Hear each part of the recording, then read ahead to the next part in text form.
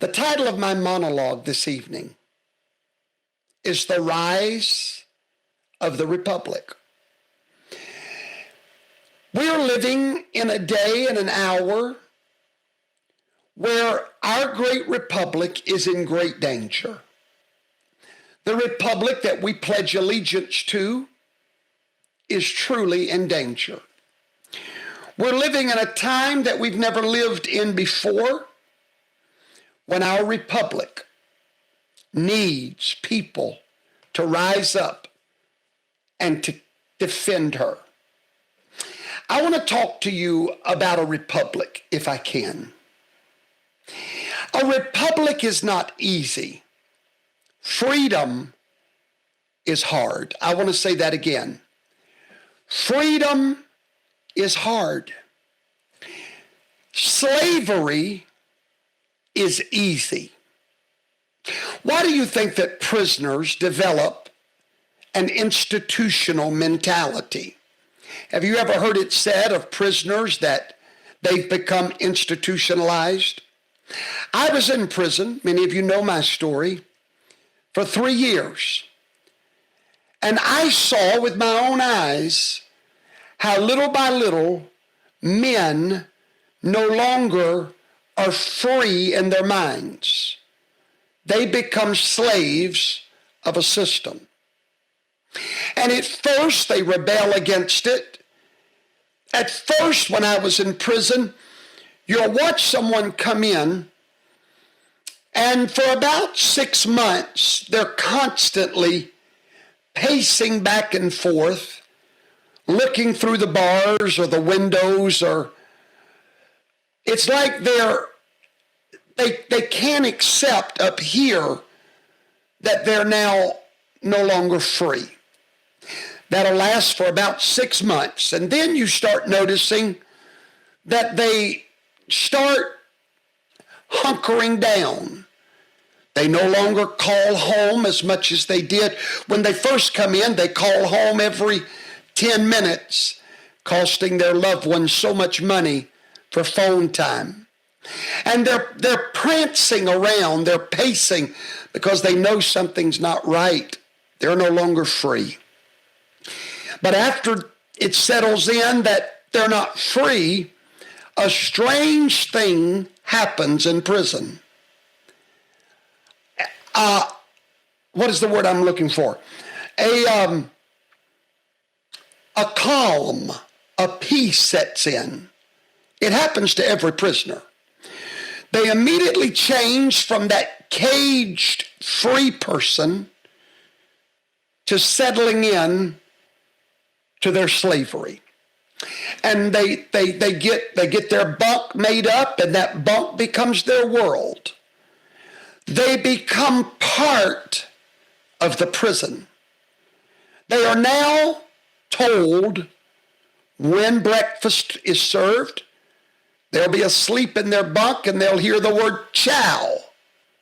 When they hear that word chow, they rise up like a slave and they're marched down to the food quarters. They're made to eat like an animal, quickly, 10 minutes max, engulfing their food rather than enjoying the delicacy of their food. Then they're marched back. They go back to bed. They're told to get up, told for lunch, told when to get their shower. And you would think, my God, surely they don't like this, but strangely they do. Strangely, they find a peace in their passivity. And I never understood that because that never happened to me. In my mind, I knew I didn't belong there. I wanted to be free. However, when you get out of prison, freedom is scary.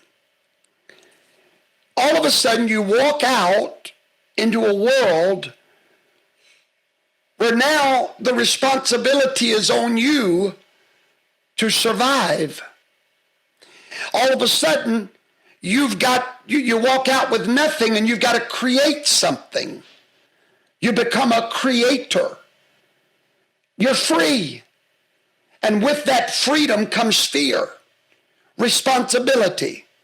With that freedom comes the demand for work, the demand for creativity. And that, ladies and gentlemen, is what a republic is. It is a society of responsible adults that work to preserve freedom. Slavery requires no passion. Slavery doesn't require you to go to a rally or a protest or to show up at a school board meeting or to show up at your state legislature. Slavery says, wake up, wear your little thing, take your little thing, and just go along with the program, and we'll let you shop in our stores and spend your money. Just be a good little slave. Say nothing. Don't be a troublemaker. And don't be a conspiracy theorist. Don't think on your own. Do not do your research. Do not have the audacity to be creative in your mind. Don't question or don't wonder what's going on behind the curtain. Walk in a straight line. That's all that slavery requires. Waking up, going to bed. Freedom requires vigilance, night and day. Vigilance for what?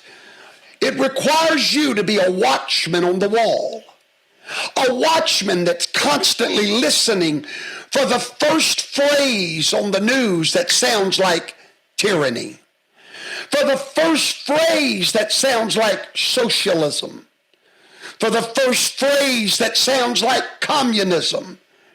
You start listening for the code words, such as, it takes a village to raise a child. You liar. It takes a mama and a daddy. Not a mama and a mama, or a daddy. It takes a mama and a daddy. It takes what God created to raise a child. You start hearing these cute little euphemisms, and you start hearing, whoa. I know what you're saying. You're challenging my freedom. Freedom takes work. It doesn't just happen. A republic doesn't just exist on its own, ladies and gentlemen. We in the United States, we are an anomaly.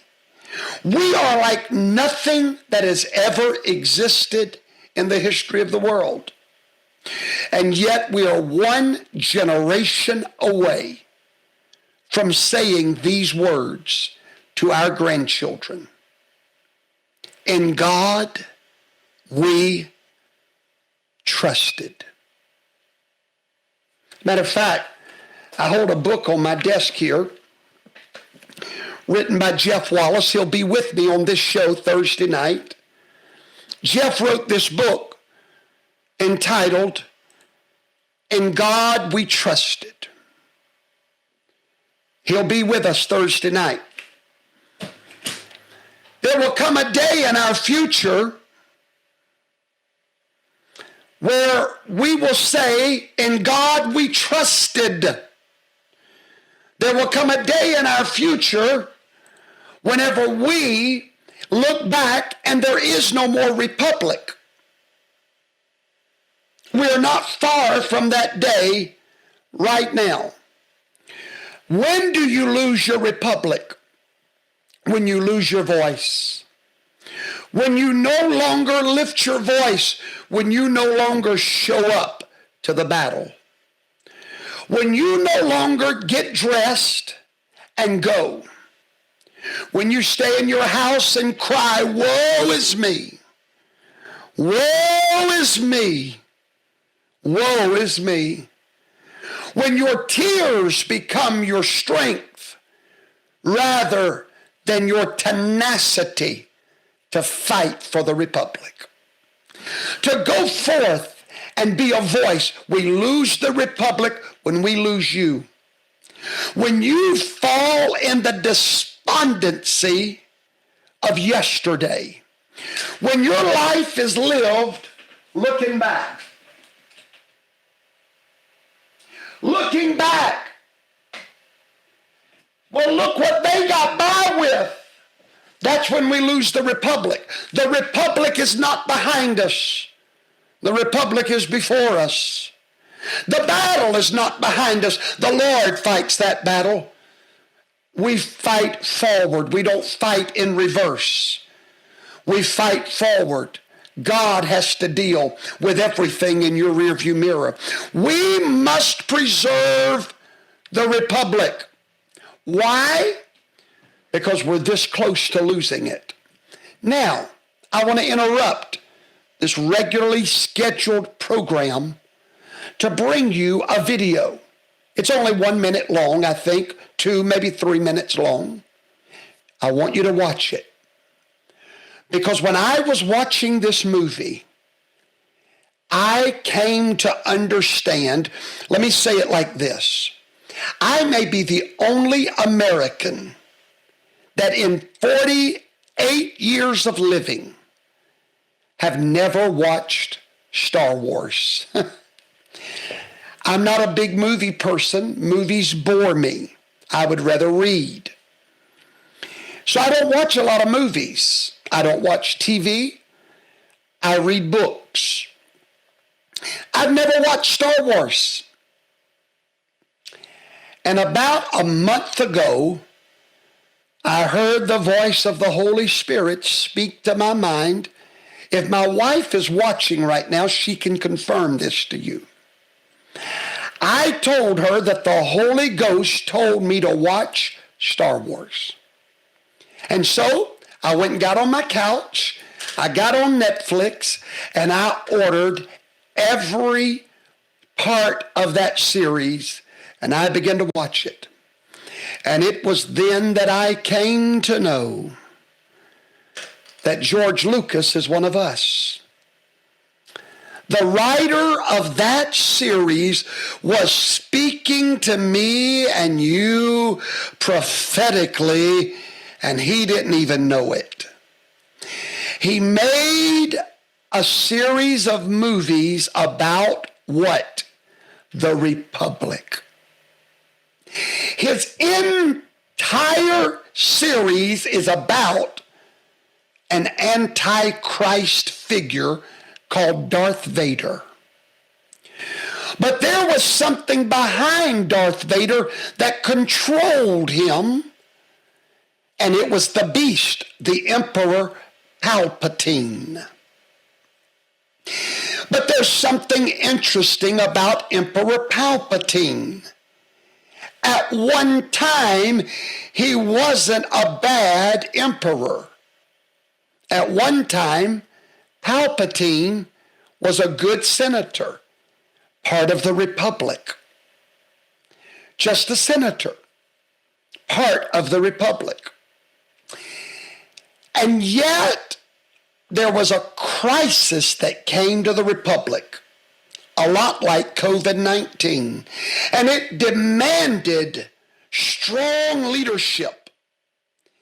It demanded a mandate to create a clone army because the Republic was in trouble. And we didn't have time to go through the normal procedure of making law in the Senate. So now I want to bring you to a scene that says it all. I'm going to show you 2 clips, and then I'm going to finish my monologue about America, the great republic. In this clip, you're going to find out that the Republic is in a crisis.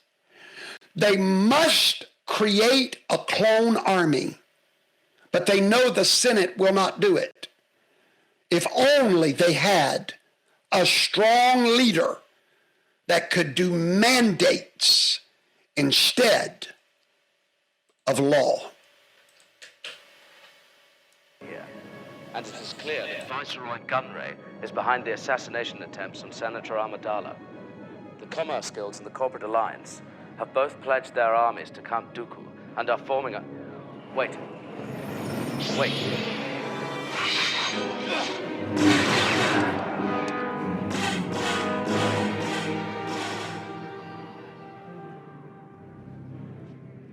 more happening on Geonosis, I feel, than has been revealed. I agree. Anakin. We will deal with Count Dooku. The most important thing for you is to stay where you are. Protect the Senator at all costs. That is your first priority. Understood, Master. They'll never get there in time to save him. They have to come halfway across the galaxy. Look. Geonosis is less than a parsec away. If he's still alive. Annie, are you just gonna sit here and let him die? He's your friend, your mentor. He's like my father. But you heard Master Windu. He gave me strict orders to stay here. He gave you strict orders to protect me. And I'm going to help Obi-Wan. If you plan to protect me, you'll just have to come along. I'm not worried, are you? It's just I've never flown before.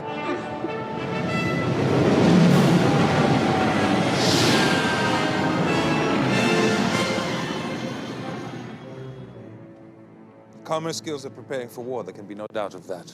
Count Dooku must have made a treaty with them.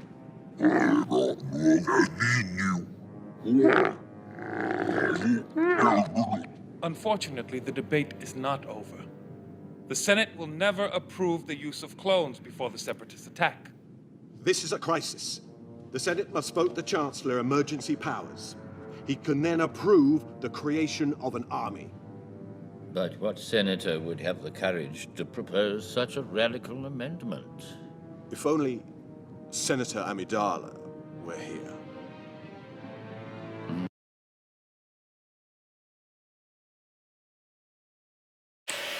I want you to notice these words. This is a crisis, and the debate is over. In other words, no time for law. We have a crisis, and it's now time for Senator Palpatine, the man with the white hair that looks like your next-door neighbor. One day, very soon, in the future, it's one of the most evil entities in the galaxy. He's known as Darth Sidious, or whatever his name is. That man, before he became evil, just wanted emergency power. Now, this is the scene that I want to show you next. After it was decided to bypass the Republic and move to emergency power, wait till you see what Senator Palpatine says in this next scene. It's only 1 minute long, and then I'm going to come back and I'm going to break it down for you as only we do here in the Conservative College. Watch closely. Listen. This direct threat to the Republic. Misa proposed that the Senate give immediately emergency powers to the Supreme Chancellor.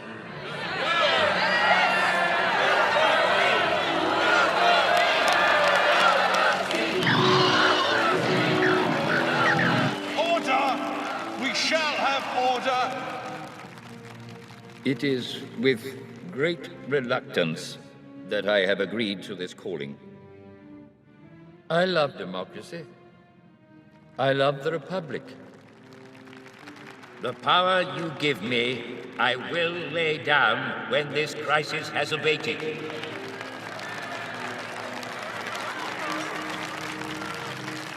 And as my first act with this new authority, I will create a grand army of the Republic to counter the increasing threats of the Separatists.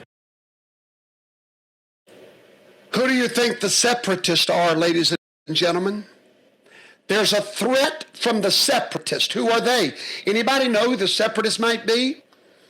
Those that oppose these emergency mandates, these emergency powers that bypasses the debate of law.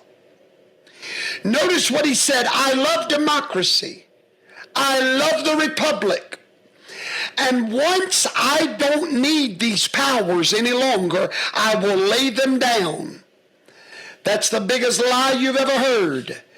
Because generations later, he is the most evil man in the galaxy. He's the power behind Darth Vader. Now, I didn't tell you all that to get you to go and watch Star Wars.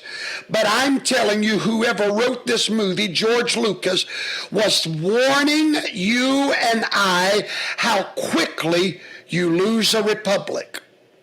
Because right after he said that, there's another scene that I didn't get. It's one of the senators, and she says, just like that, the republic falls. The republic falls when law and order falls. When the rule of the people take over the rule of law. The republic is the rule of law. Democracy is the rule of the people. And it's very important that you understand the difference. Because emergency moments, emergency moments in a republic is what creates dictatorial responses. It reminds me of Rome. Did you know that Rome was the first republic in the history of the world? Rome was not a democracy. Rome was a republic. Why? It was governed by law. The Senate made the law.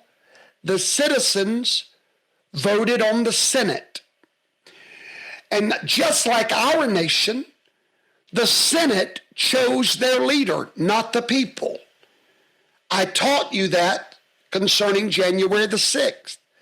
I told you all that you do not vote on a president. The American people has never elected a president, ever. The House of Representatives elects the president. Now, this is why the republic must never fall.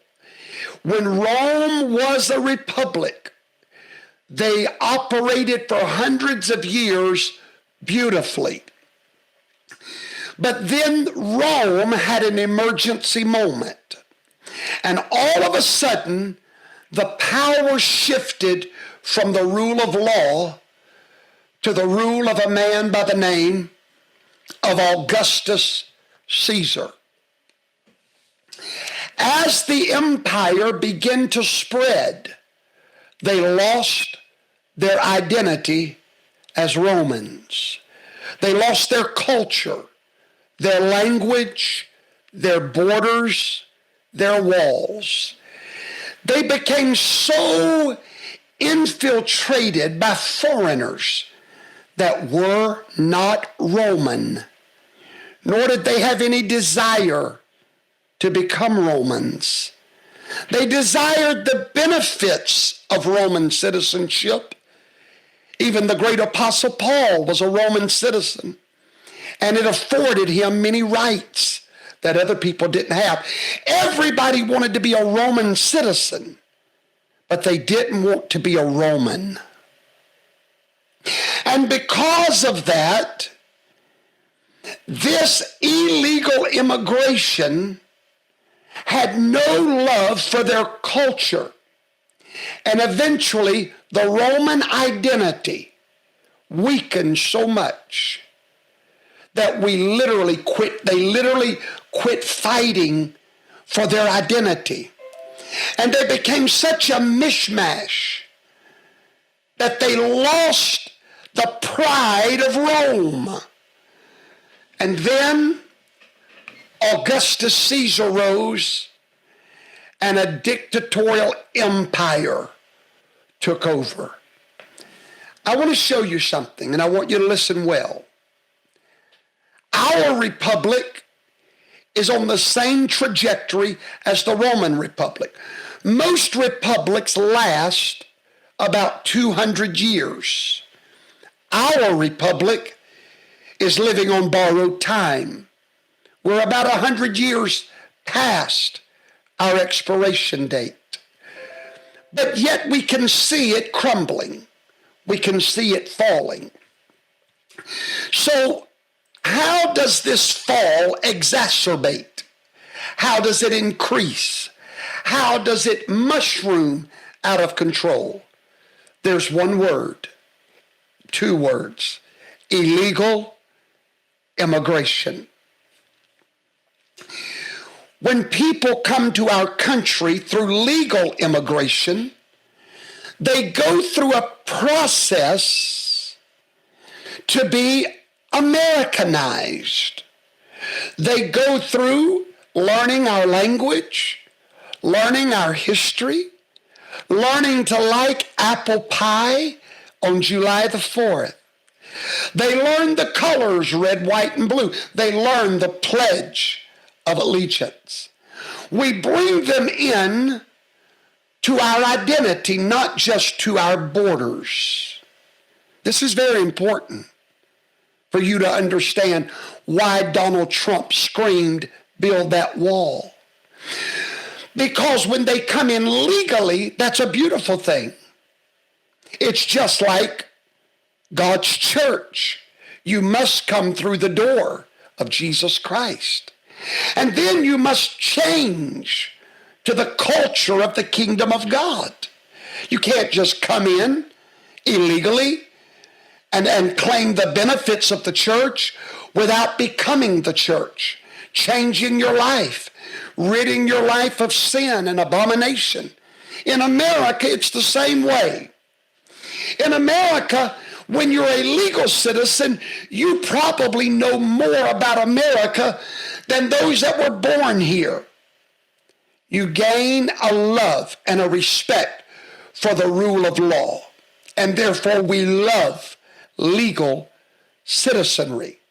All of our grandparents are immigrants, but they came here legally. They fell in love with our nation. But when you absorb into the citizenry 8 million adults, that is larger than many armies in the world. 8 million illegal, lawless human beings. They do not speak English. They are not educated in the American identity. They do not understand the gift that we have called freedom and the republic. They don't understand how to preserve it, how to protect it, how to fight for it. All that they understand is get $450,000 from Uncle Joe. They don't understand that freedom is hard and you got to fight for it. You got to preserve it. They don't understand that. So they run through our borders. They use our hospitals. They use our schools. They use our Medicare, our Medicaid, our food stamps illegally without gaining their American identity. The American mindset. With an American citizenship comes an American education, an American mindset. You understand the Declaration of Independence, why we are America. You understand the rule of law. But when you begin to absorb men that want the benefits without the burden of freedom, they're so used to poverty. They're so used to the slave mentality. They want to come here and continue to be slaves rather than fighting for freedom.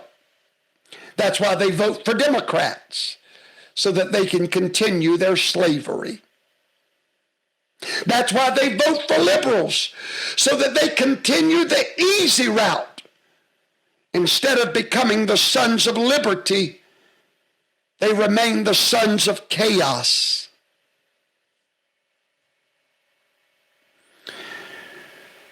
So what can we do? What is the option? What do we do? Luckily, history, you say history repeats itself. Rome lasted 200 years. It doesn't sound good for us. Let me tell you our hope. I don't want to leave you without hope tonight. We have something that Rome did not have. We have history to look back on. They didn't have that. Rome did not have the textbooks that you have that tells you all about Rome, all about Great Britain. You and I have history to study. And when we study it, we know what we must do to preserve the republic. We simply must do what they did not do. They did not protect their borders. They did not fight tyranny at the first sign of tyranny. This great rebellion that you're seeing in America is a righteous rebellion. We are not against your vaccine. We're not even against your mask. We're not against any of these things. We're against the first smell of us not having a choice over our own bodies, of you forcing your science against our science and telling us your science is better. Forcing us to ride in the chariot of your choosing. No, no, no. We're free men. We were born free, and we plan to die free. Rather than making the mistake of Rome, we do what Rome did not do. When we see Augustus Caesar rising, we say, no, the debate is not over. Go back to that clip I just showed you from Star Wars. What did they say? The debate has ended. And that's when they lost their republic, when the debate ended. When there was no longer any room for your ideas because they do not fit the government ideas. The debate's over. We've decided. No, Mr. President. The debate just started, sir. It started last week in Virginia. It started in New Jersey. And baby, it ain't even started yet. This debate is starting now. We will never allow this republic to become an empire of liberalism. We are the debate. You're hearing the debate tonight. Turn to my other friends that are telling the truth on their channels. Learn the truth. The debate is going, and the debate is real. And you know what? We may not all agree on the debate. But Mr. Resident, let me tell you something. You will give us the choice which side of the debate we're going to stand on. Why? We're the sons of liberty, sir. Our choice may be wrong. Yours may be right. We know better. Yours may be wrong, ours may be right. But every American has the right to stand on the side that they choose in the debate. We will never allow the debate to end. YouTube and Facebook would love to end the debate. That word from Star Wars runs over and over in my mind. The debate has ended.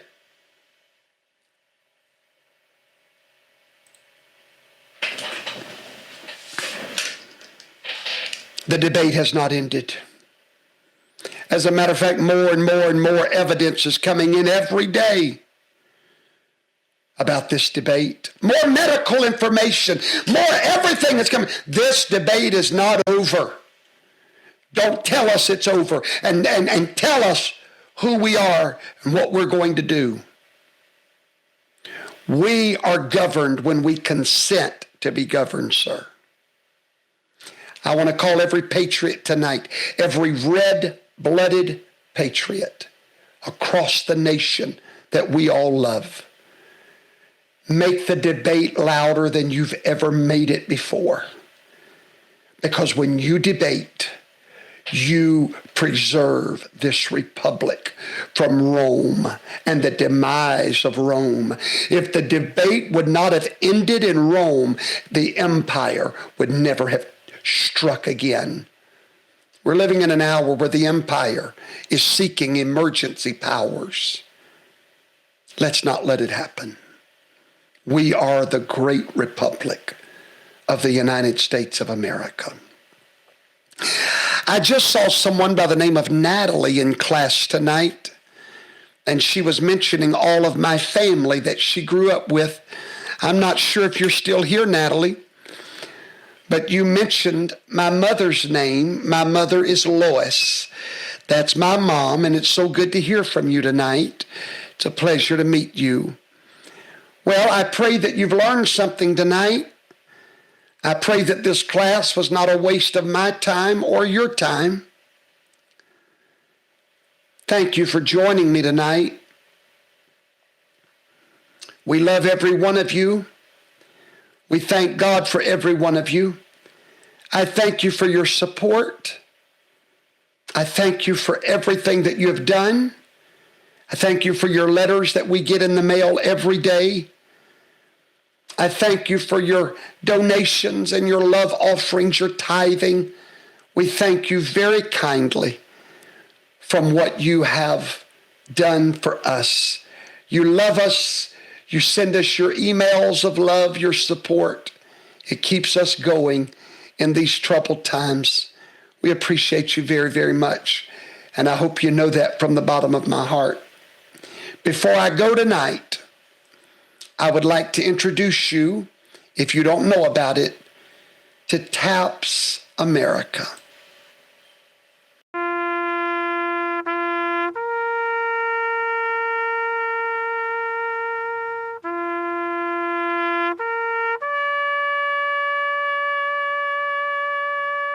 Making a difference in America is my goal, and I'm sure it's your goal, or you wouldn't be here for any other reason. Hello, I'm Pastor Shane Vaughn, known as Professor Toto, because of our love for truth and our love for America.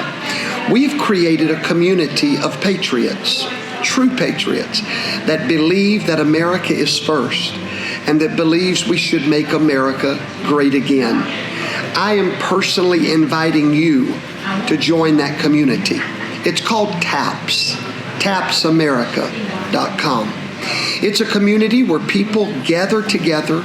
We gather our resources, we gather our encouragement, we gather our strength, and together we fight against the left, the lies, the tyranny, and we need more members.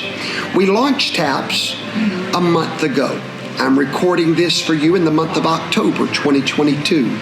In that month, we have gained 4,000 new members, and we need to get to 100,000 by next year. Every member combines their resources to help candidates from the Patriot movement get into office, from the school board to the White House. We're going to take your help that you give us every month, $20, put it in a combined pool, and distribute that by your votes every year to school board members, now all the way up to governors, and yes, our beloved President, Donald Trump. With your help, we increase our resources and we increase our reach. We're developing an app. It's called the TAPS app. On that app, you will be assigned into a pod. It is in that pod where you will get notifications every day of upcoming legislation that needs your attention. Maybe there's a rally or a protest in your area. You will know all about it. Maybe you need to make an emergency call to a senator. You're going to know what to do, when to do, and how to do it if you're a member of TAPS. Then every year at our business meeting, the Board of Accountability will gather together 7 businessmen and 7 businesswomen that have overseen these funds to protect them and to give it integrity. And then you will vote. You will get a voice. You will see with your eyes the difference we're making in America. You will get to look and see school board members that could not have been on their school board were it not for TAPS America and our combined resources. You'll meet state senators and candidates that our movement has given to them because of your vote. You're going to love TAPS, and TAPS is going to love you. Would you help us today get to that 100,000 member mark? When we do that, there will be $2 million a month that you are in control of by your vote. Just think about it. Now you can make a donation and not wonder where it's going. Does it evaporate into smoke? No, you'll get a newsletter every single month. It'll show you how much came in, how much is waiting to be spent, and then you will get to vote. Would you join us today? We sure hope so. All of the great podcasters have joined with us, and we're going to be helping those podcasters stay on the air. Everybody from Brad Barton to John DeLemme to Professor Toto, the Conservative College, to Bonafide, the Frog News Network, so many others that are coming on board up front in the prophetic, and Pastor Henry Schaefer, and so many great organizations that are getting behind this movement. We would love for you to join us. Thank you, and we're waiting for you to be a member of the TAPS community. Hey, hold on before we leave tonight. How many remembers Mario, the young boy in our church that's in a wheelchair? Mario plays the drums in our church. He shouldn't be alive today. He's been in a wheelchair all of his life. And Mario, his mother and dad, are getting up in age. They have been lifting Mario out of his wheelchair for 30 years and loading him up into a high van. It's painful to watch them do it, but they never complain. Mario needs a ramp for his wheelchair to go in and ride up to get inside the van. His dad is a minister in our church, Brother Phil Smith. And I'm glad to tell you tonight that we have found a van for Mario. It's in Georgia. In the morning, Brother Kyle Connolly and Elder Phil Smith are going to leave and go to Georgia and buy that van for Mario. It is $7,000. Our church is giving $1,000 to help buy the van for Mario. We wrote the check for $7,000. We're believing God that by the time they get there tomorrow night, that check will we'll cover it. But if you want to help, you're more than welcome to help us with Mario's van. We'll show you how much comes in. And so you don't have to help us. We're not asking you for a dime, but only if the Holy Spirit lays it on your heart. You can always PayPal us, Cash App us, Venmo. It's all down there in the description box. We love you. Good night. God bless you. And God bless the United States of America.